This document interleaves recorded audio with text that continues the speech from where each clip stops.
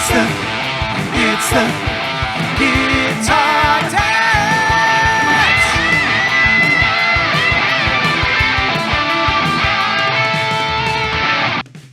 Welcome to the Guitar Dads Podcast, a podcast for guitar dads by guitar dads. This week, of course, we're talking Joe B and GNR. Beato blows his banjo and how not to screw up your guitar. All this and more coming up on the Guitar Dads Podcast. Now, here they are, Matt and Dave. Hello, everybody. I'm Matt. I'm Dave. Welcome. What's up? Welcome back to the podcast. Dave, you're getting good at these intros. I like that one. Oh, yeah. Beato blows his banjo? What? Yeah. Professional training. Professional training. Exactly right. Yeah. Yeah, so what's going on? Well, what's We up? haven't talked in a week. Yeah, it's been a week, and we're back here, back at it again. I got some LEDs if you're watching YouTube. And if you haven't watched YouTube, if you're listening to this on the podcast apps, go check out the YouTube. There's some other videos on there as well. There's some demos up there you can check out. It's a fun time. So, go on to YouTube and check it out. It's Guitar Dads Podcast on YouTube. Is that what it is, Dave? I think that's what it is. It's the Guitar Dads. Yeah, it's Guitar Dads Podcast. Or actually, no, it's Guitar Dads on YouTube. It's Guitar Dads Pod on Twitter. Guitar Dads Pod on Instagram. And yeah, check us out. We'd appreciate the follow, comments. Really helps us out. Yeah. So thank you. So let's get into it, Dave. Let's just have a little conversation. Last week was our blues special. Hopefully, is that what this is? Is this a conversation? Is that what we're having? People have listened to that. Hopefully, people have listened to that, and that was kind of gearing up for the Joe Bonamassa live stream from Austin City Limits, which was really nice. Amazing, really nice. Once you could log on and see it, I think they had some technical issues, from what I could understand, where like you couldn't log on, you couldn't see what was going on. Then finally, it came on, and all was good, and everybody had a great time. Yeah, it was definitely a little frustrating. I was surprised because he's done them before, and I thought the tech would be a little bit more on point. But it was great. I mean, once the thing finally came on. Yeah, it was awesome. Yeah, so it was interesting. So he had a cool live rig going. Of course, he played through all of his hits. He did a thing where he let the fans pick his set list. So it was interesting, and it was actually a good mix of tunes, I think. It was really cool. He did do Stevie Ray Vaughan. Now I can't remember which song he did. But he did. Yeah, now I can. He did like a little. You had to say that, right? Yeah, I know. He did a little Stevie Ray Vaughan tribute, kind of, in tribute to Stevie Ray Vaughan, how he famously had the Austin City Limits gig that you can go on YouTube and watch now. Go back. If you haven't watched that Austin City Limits thing with Stevie Ray Vaughan and Double Trouble on us, go on YouTube killer. And like watch it. If you haven't watched it in a while, just go back and watch it. Like, it'll just blow your mind how good it is. So it's so amazing. It's so amazing. So yeah, so it was cool. Like, he paid homage to Stevie, and he's Joe Bonamassa. You love him or you hate him. We happen to love him. A lot of people hate him. He did his little Gary Moore. He did a Gary Moore, Midnight Blues, classic song. Yeah, he's always done that, but it was a nice little tribute. He's played that. He plays that all the time. Yeah, it was a nice tribute. Yeah, so it was fun. I had fun. I watched it down here in the Guitar Cave. It was a good time. Yeah, the Guitar Cave. The Guitar Cave. Yeah, and so let's talk about his rig a little bit. So I happened to catch him on, I don't know if it was I think it was Twitter where or Facebook, whatever the social.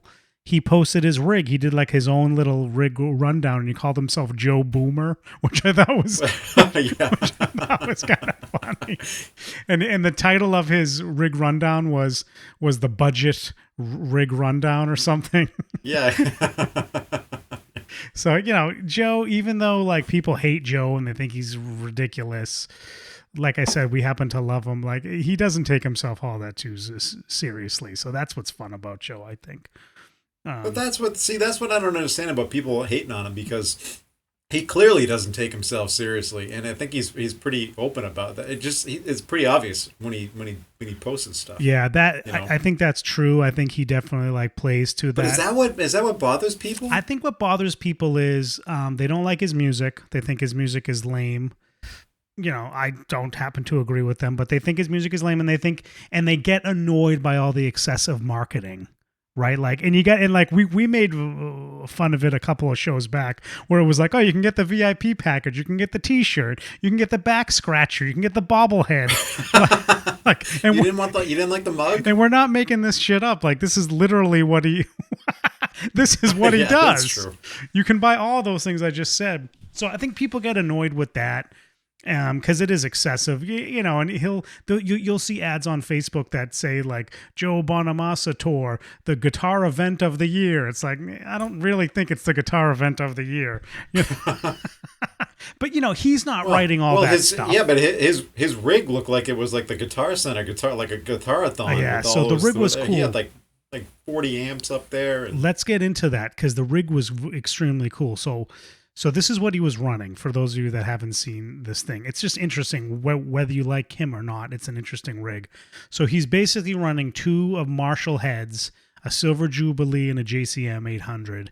And he said those are always on. And then the other thing that I thought was interesting is he's running the two heads. One is 50 watt JCM 800. He didn't say which JCM 800, but I'm pretty sure it's a 2204 for those of you that know your JCMs. The 50 watt version, and it has the horizontal inputs for you JCM nerds out there. And then what he had a Jubilee, right, which is 100 watts. He has 150 watts that are going into a 4x12. So usually don't see like two heads going into one 4x12, but he has these EV speakers. I did some research into this, Dave. He has these EV speakers that are super high powered speakers. I think they're like 100 watts each at least. That he has in the cab. Yeah, I didn't look into that. And some people were saying that he actually splits the cab, so like it's almost like two 2x12s in one, right? And one 4x12 cab, and it's split that way. Yeah, you posted. That's what you posted, right? On on one of them. I think on Wampler, I was asking people what they thought of that, and that's what a lot of people said that's probably what he's doing. So I thought that was interesting. And then what he does is he leaves those always on, like the Marshalls, which I thought was interesting for Joe. I know like back in the day, Joe always ran his Marshalls, but he's also known for running Dumbles and Fenders, right? Like twins. And, so he's known for that stuff. And what's interesting is he always have the Marshalls on as his main tone. And then he would either have on two twins at the same time as the Marshalls, like a stereo rig with the two twins, or he would switch from the twins over to the Dumble, so two of the Dumbles on at the same time in stereo with the two Marshalls. So at any time he's got on 4 amps, which is just unbelievable. And it definitely was an interesting tone for the night. I liked it. I mean, just screaming. I mean, Joe himself said like it's loud as hell. I can only imagine what it's like. I can only imagine what it's like to stand there on that stage in front of those amps. And when the only thing that's probably cooler than that is standing in front of Angus Young's rig.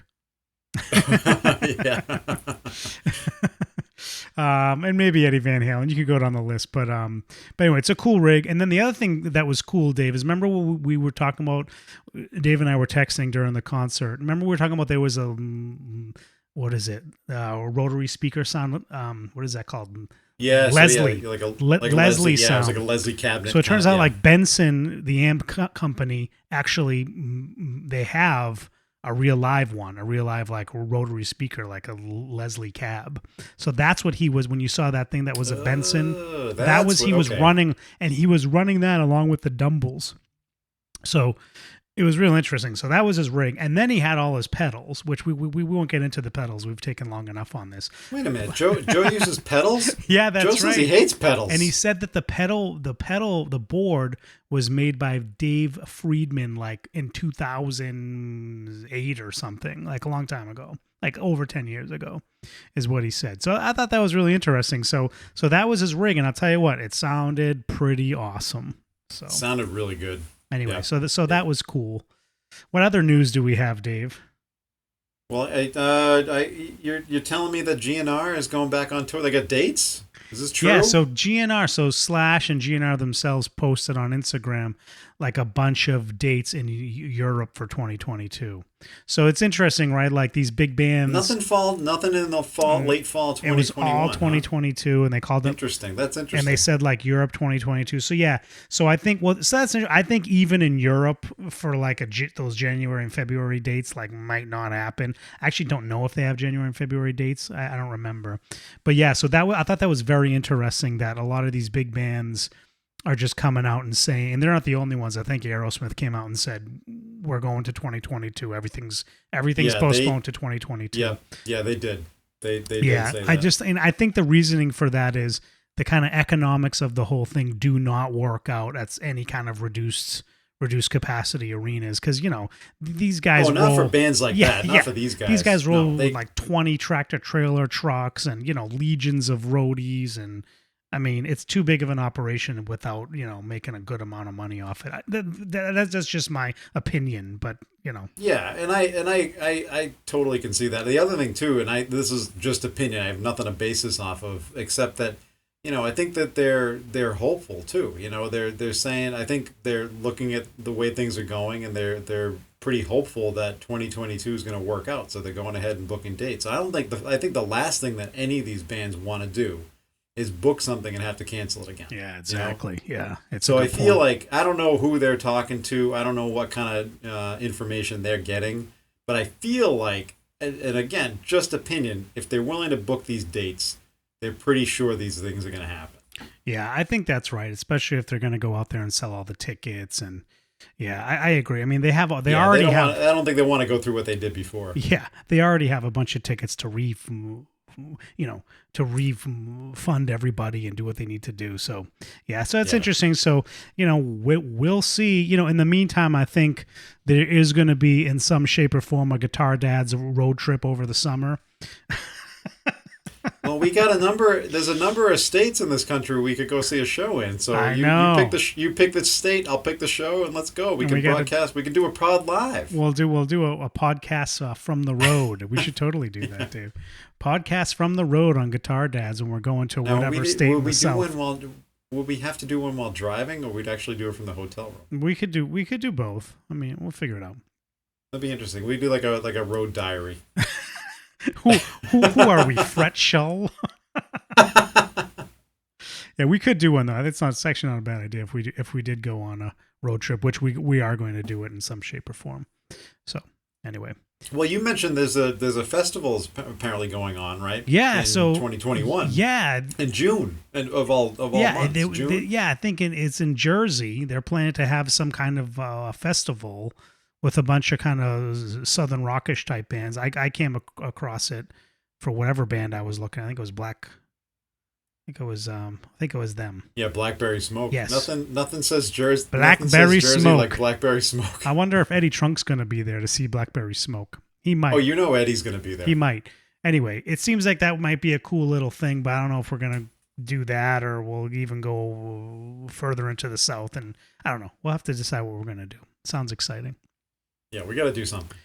Yeah, so there's other big news in the music world this past week, which is Paul Simon. Yes. So Paul, very interesting, right?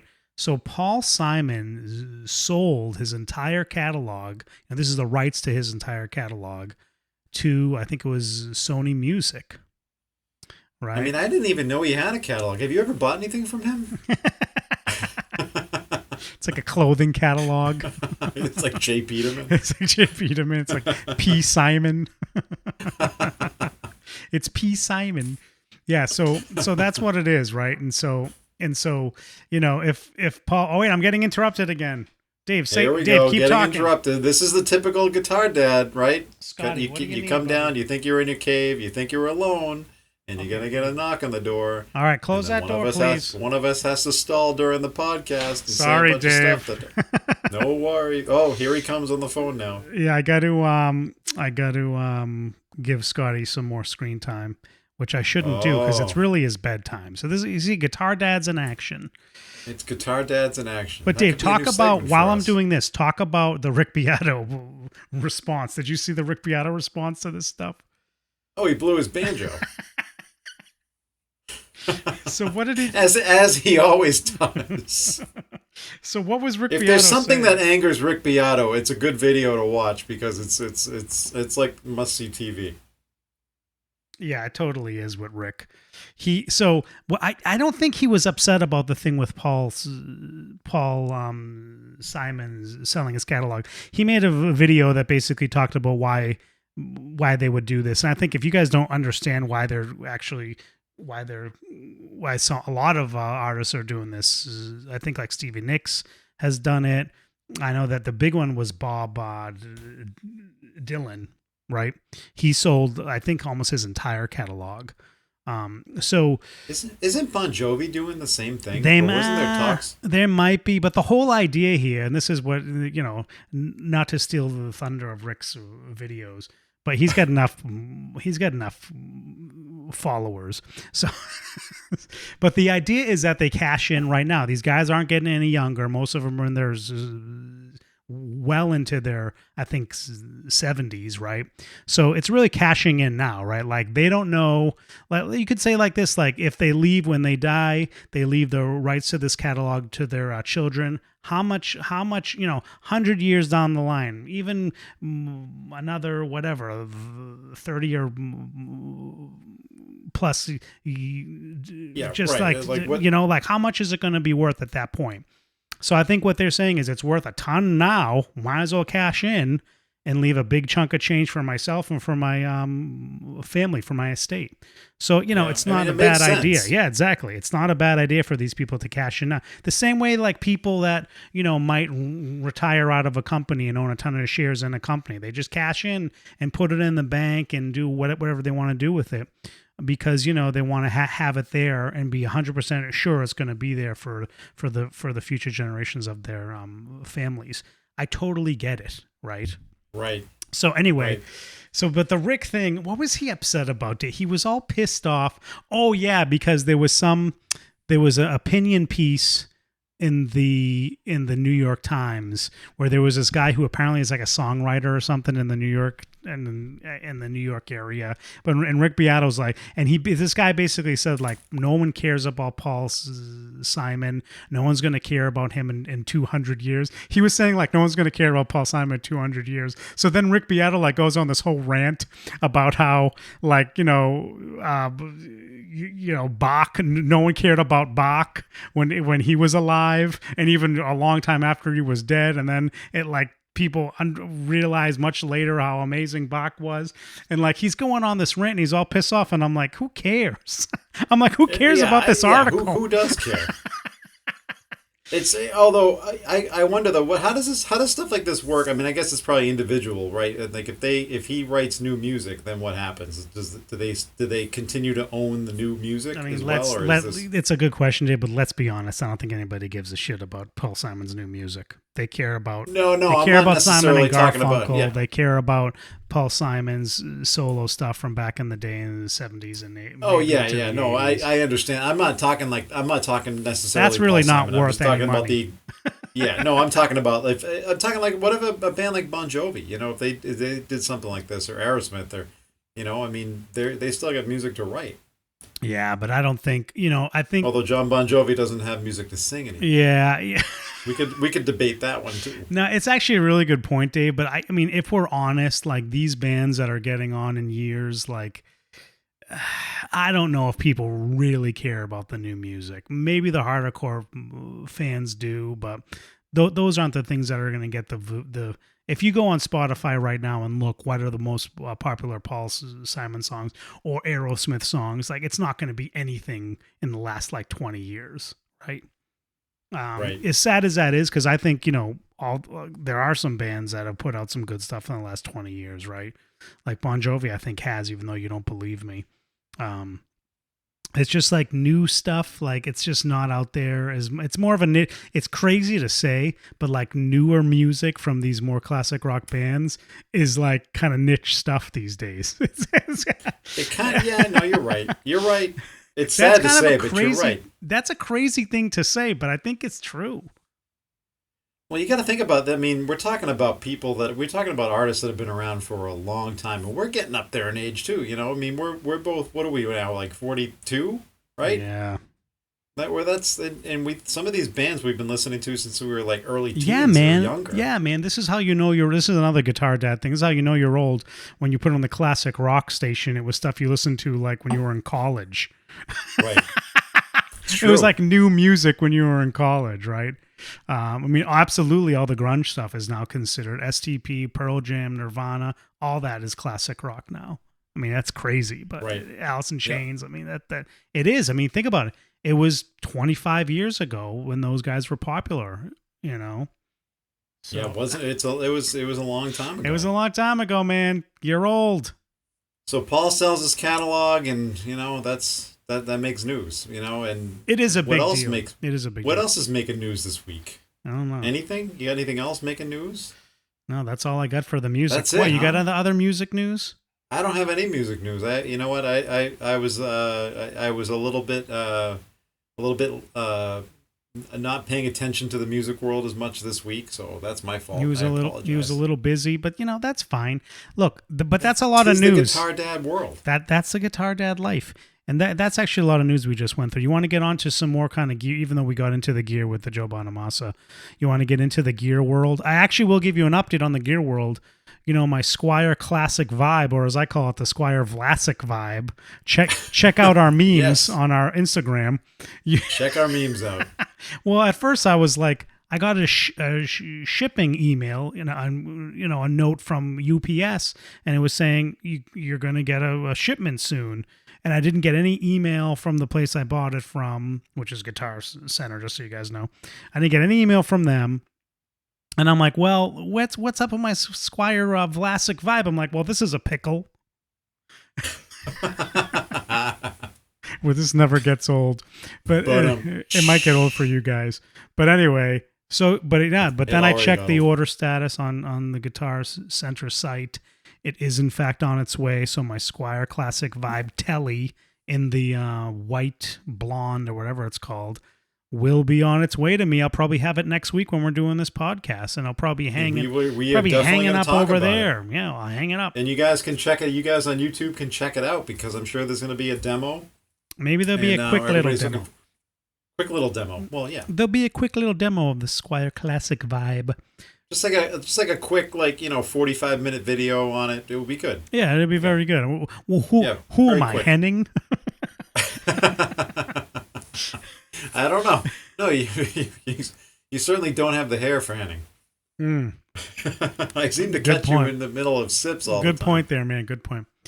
But you had a topic you wanted to get into, Dave. Why don't you tee it up? Yeah, I want to talk about something because from a guitar dad standpoint and from somebody like me at my level, what's always interesting to me is watching a lot of stuff and what I can do to my guitars. Like what do I feel comfortable doing in terms of setup, mods, whatever it is, like little fixes, and how comfortable can you get with a little bit of practice with some of these things.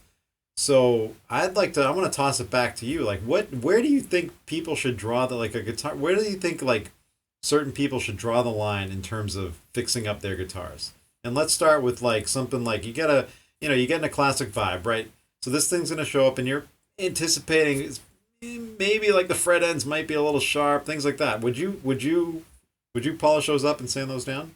No, I have no idea what I'm doing with that. But this is the thing, a lot with the advent of YouTube, right? You can really learn to do anything if you want to put in the time. So if you want to put in the time, and the other cool thing is not only the advent of YouTube, it's the advent of Amazon, StuMac is where you would buy all the tools for this stuff. Like now, 20 years ago, you'd be like, where the heck, you wouldn't even know the website to go on to find. You wouldn't even know what to type into Google. To find the tools you need to do this work properly. Now you can go on a YouTube page, have somebody walk you through it and tell you exactly the tools to buy. And then you can make a determination for yourself. Is this something I want to get myself into or not? And understand the kind of, the nuance there. And I'll tell you something like that. It's a good example, Dave, with the fret dressing. that's something where I just probably, you have to determine how much patience do you have as a person, and how kind of handy are you. I have plenty of guitar dad friends, some of whom are probably listening to this podcast, who are great at this stuff, right? Like they have Right. the soldering irons, they do this stuff, and they know what they're doing, right? And Yeah, but they how much? figure it The out. thing is, like, how much do you want to risk like screwing up when you learn on this? I mean, are you going to be, or are you somebody who wants to like buy a cheap guitar just to learn on it? Yeah, no, 'Cause there's a lot of like, I think buying a cheap guitar to learn on is a great idea if you're interested in learning and putting in the time. yeah. I can tell you Well, what I think there's certain things that are worth learning though, because I think with any kind of any level guitar, whether it's like a a $4,000 PRS or a a $200 like Squire Yep. Affinity, there's going to be work that you're going to want to do on it, and I think it's definitely worth learning. Basic things. We're not talking like fixing major problems here. We're talking like like the frets, like like we just mentioned. Truss rod adjustments, things like that. Maybe even changing out the pickups. Let's talk about So that's a good point, Dave. Let's talk about like what are the things every guitar player should be able to do with their guitar. Like for you, like just every like you said, you're a normal guitar dad, guitar parent. Oh, you should obviously know how to change. You should obviously know how to change strings and put a new set on appropriately, properly, right? Good. We know Yep. that That's a great one. There's easy ways to screw that up. Yeah, you should at the very least be able to change your strings. You should at least know how to change your strings. I think a lot of people out there, properly. yeah. If you don't have locking tuners, how do you actually thread the thing on the string tree properly in order Right. so it's going to stay in tune and not slip? Yeah. All these things. Like I said, YouTube is your friend here. So YouTube is totally your friend. I think you're right about I'll tell you the truth. The way I learned how to change strings on a guitar is I took it to the Guitar Center. This is a long time ago. This is way before YouTube. That was a mistake. I took it because I taught myself how to play it. I didn't have a guitar, I didn't have like a teacher or anybody. So I took it to Guitar Center, and I was like, and they had like a tech there. And now they have techs like at certain hours. There, I think they had techs like most of the time. Anyway, I took the guitar there. This was an acoustic guitar. And I was like, can you change the strings for me and kind of teach me how to do it? I'll pay a little bit extra. And the guy was really cool. He's like, you don't have to pay me. I'll just show you. And he showed me the tricks. And I still use those tricks to this day because he showed me in person, right? And I've taught other people like Dave these tricks. Yeah, and they're very they're easy things to learn, and they're very useful. So you got to learn some of these like quick tricks that can really make the world of difference on these things. And what about something like a truss rod adjustment? That's something that truss rod's another thing. I'll tell you what. So this is the other thing. So Gibson, they recently launched the Gibson TV a couple years ago. They have like they're like guys who are like the master Gibson luthiers, showing you how to do this basic stuff. It's pretty cool. So like, it's cool. Go it's very check cool. that out. Yes. Yep. So anyway, but you're right, Dave. Yeah, truss rod adjustment I think is another one. It's a little more advanced. I would say I think you should learn how to do your truss rod adjustments, absolutely. But I think prior to that, you should understand how to adjust the action on your guitar. So yes, pretty much all electric. So pretty much all like electric guitars have some kind of bridge that has some kind of adjustment screws so you can lower or raise the action. Unless you're dealing with like a Les Paul Jr. But I think you need to be able to if you're gonna be messing with your action, you got to understand what you're doing with the truss rod too, because they kind of go hand in hand. And if you have too much relief or too little relief, there's no point in adjusting your bridge, because that's a really good point. Your action's Dave. not going to change. That's actually or you're going to get fret buzz or all that stuff.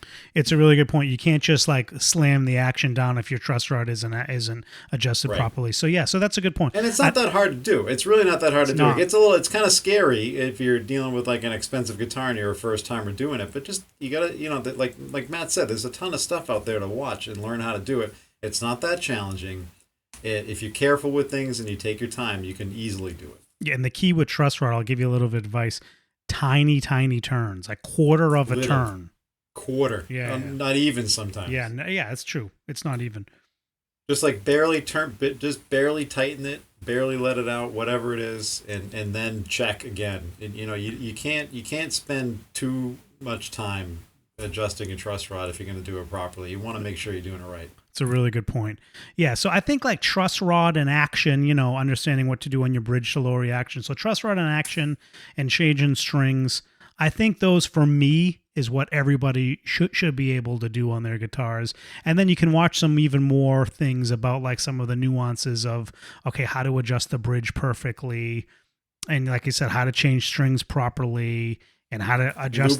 How about lubricating the nut? Everybody loves to lubricate their nuts. Yeah. You got to lube the nut. Everybody loves to talk about this. You got to lube the nut. So stuff like that, And then I think those, are there anything else that you think is super basic that every guitar player should know how to do? I think those are probably like a full refin. I don't know. It's kind of basic. Yeah, no, it gets much more advanced. So for me, like those, because I consider myself like the normal guitar in terms of tech. Like that's like the normal stuff. So I'm very comfortable with all the things we just talked about. But I will not, like Dave said, I won't get involved in dressing frets. I'd want someone that really knows what they're doing with that. I won't replace a nut. I won't take a file to a nut because I feel like I'm going to screw it up, right? So I won't take a file to a nut and try to file down the nut.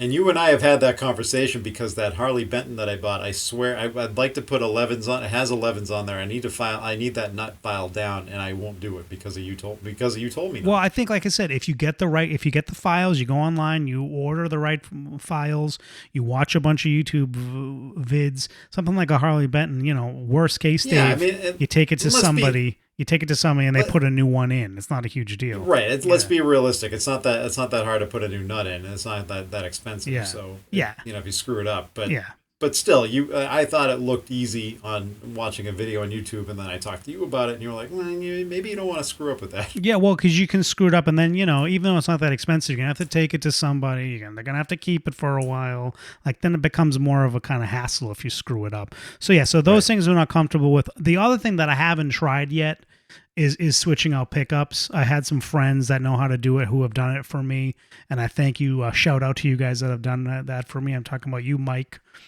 if you're listening. But people say soldering is not that hard to learn, right? Yeah, and so that's something I would be interested, like when I get the Squier Classic Vibe, if I feel like the pickups need to swap out, I'll probably play around with that, buy a soldering iron, watch some YouTube videos or ask my buddies and see if we can figure it out.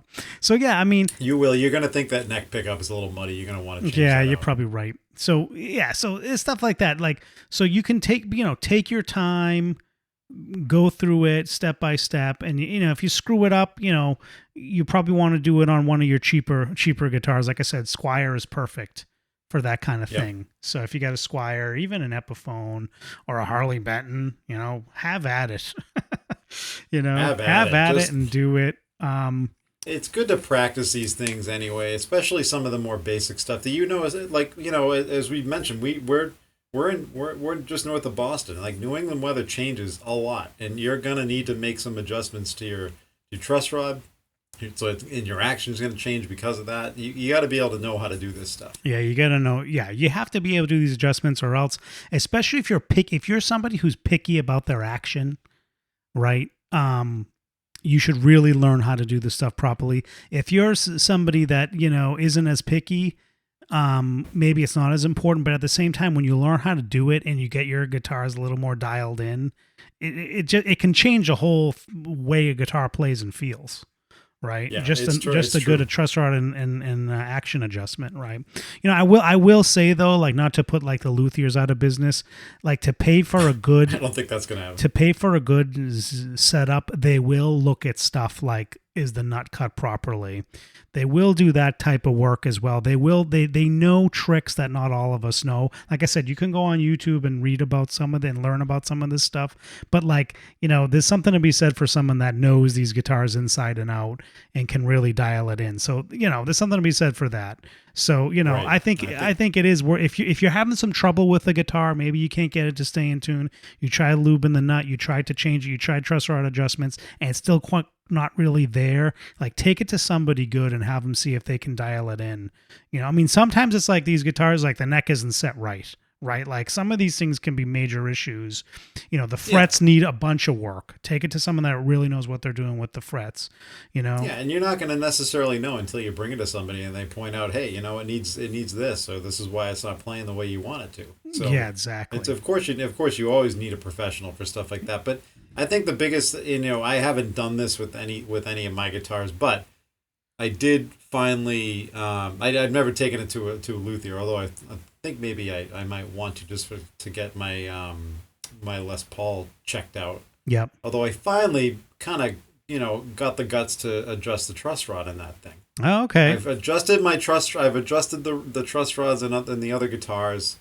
Less expensive. I figured, well, if I screw something up. Yep. But I was always afraid to touch the thing. I mean, I never really needed the adjustment until about a couple weeks ago, and I was playing it and realizing, this thing is kind of something isn't feeling right.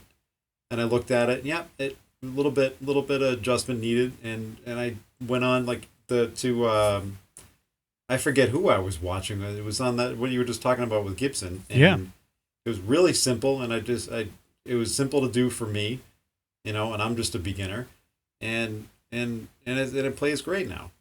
Wow, that's impressive, Dave. You actually were able to figure out the issues.